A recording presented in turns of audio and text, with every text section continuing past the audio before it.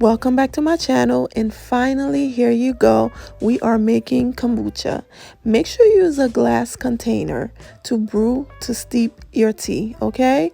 You're going to pour 12 cups of hot boiling water, and you have to make sure you try this Tetley black British tea. It's amazing. I use 4 tea bags from it, and the other ones I use 3 of each. Add 1 cup of sugar. You're going to let the tea completely steep until it's at room temperature.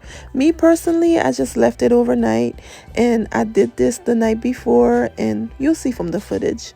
And now the Scoby, the star of the kombucha. You have to make sure you get it from a reliable, trustworthy vendor. I got it from Etsy, from an Etsy shop. I will be posting the link below. After you add the Scoby, make sure you seal it tightly. You can use a kitchen towel, but I used a cheesecloth. Make sure you store it so it can ferment at 75 to 85 degrees because you don't want it too cold or too hot. It can go bad. After 6 days, you can see how my Scoby looked. I was a little worried, so I had to contact the vendor, and they assured me it was fine. And I was like, okay, and they were correct. So my next batch, when I brewed it, look at it, it looked amazing. Just to let you know, a little tip: after I brewed the first batch, I removed the Scoby and I just rinsed it on a little bit of vinegar before I used it in the second batch. Make sure you do this process with clean hands. That's why I put the gloves on. When you remove the Scoby, place it in another glass container, and as you can see, I started with 2 little small Scobies, right? And they gave birth to this massive Scoby that you saw that I took out, and I still kept them. I just want you to see, yes, those 2 small Scobies gave birth to this big Scoby, and that's what's going to happen every time you brew a new batch of kombucha. Make sure you close it tight with a lid. You can leave it at room temperature, max 3 days, and make sure you pour some kombucha in there.